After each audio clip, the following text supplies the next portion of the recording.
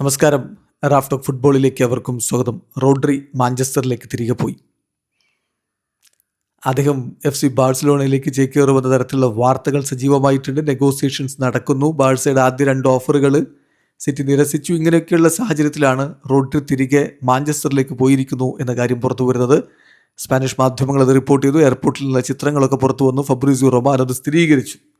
അദ്ദേഹം എയർപോർട്ടിൽ നിൽക്കുന്ന ചിത്രങ്ങൾ പങ്കുവച്ചുകൊണ്ട് തന്നെയാണ് ഫബ്രീസിയോയും കുറിച്ചത്. Rodri flying back to Manchester from Madrid while talks with Barcelona continue എന്നാണ് അദ്ദേഹം കുറിക്കുന്നത്. ബാഴ്സലോണയുമായിട്ടുള്ള ചർച്ചകൾ പുരോഗമിക്കുകയാണ്.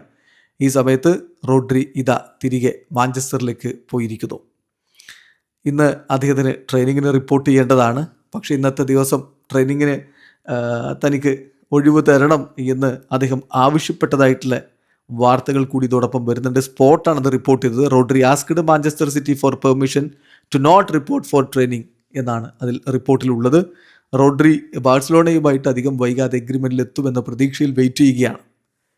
ഏതായാലും ഇനി ആ ബിഡിൻ്റെ കാര്യം എന്താവും എന്നുള്ളതാണ് കണ്ടറിയേണ്ടത്. അതേസമയം റോഡ്രി തൻ്റെ നിലപാട് വളരെ കൃത്യമായിട്ട് മാഞ്ചസ്റ്റർ സിറ്റിയെ അറിയിച്ചിട്ടുണ്ട്. അതായത് എനിക്ക് ക്ലബ്ബ് വിട്ടു പോകണം, അതാണ് താല്പര്യം. പക്ഷേ റൈറ്റ് പ്രൈസ് കിട്ടുന്നില്ലെങ്കിൽ, അതായത് താരത്തിന് സിറ്റി യോജിക്കുന്നൊരു തുകയുണ്ട്, അത് ലഭിക്കുന്നില്ലെങ്കിൽ I will give everything I have in this club for the next 12 months. അടുത്ത 1 വർഷക്കാലം കൂടി ഇവിടെ തുടരും, എല്ലാം സമർപ്പിച്ചുകൊണ്ട് തന്നെ കളിക്കും എന്ന് അദ്ദേഹം ഇപ്പോൾ ഉള്ള ഒരു മെസ്സേജ് മാഞ്ചസ്റ്റർ സിറ്റിക്ക് കൊടുത്തായിട്ട് സ്കൈ സ്പോർട്സും റിപ്പോർട്ട് ചെയ്യുന്നു. ചുരുക്കി പറഞ്ഞാൽ ഇവിടെ ആകെ നടക്കേണ്ട ഒറ്റ കാര്യമേ ഉള്ളൂ, സിറ്റി ചോദിക്കുന്ന പണം കൊടുക്കാൻ ബാഴ്സലോണ തയ്യാറാവുക. താരവും ബാഴ്സലോണയും തമ്മിലുള്ള പേഴ്സണൽ ടേംസ് ഒക്കെ അഗ്രീഡ് ആയതാണ്. അപ്പോൾ ഇനി വേണ്ടത് സിറ്റി ചോദിക്കുന്നത് ഒരു 80 million യൂറോയാണ്. അത് കൊടുക്കാൻ ബാഴ്സ തയ്യാറാവുക എന്നുള്ളതാണ്. അപ്പോൾ 2 ബിഡുകളും അതിനേക്കാൾ കുറവായിരുന്നു. അതുകൊണ്ട് തന്നെ റിജക്റ്റ് ചെയ്യപ്പെട്ടിട്ടുണ്ട്.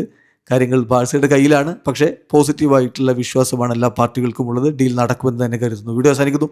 ഫുട്ബോൾ ലോകത്തെ കൂടുതൽ വിശേഷങ്ങളുമായി റാഫ് ടോക്സ് എത്താം.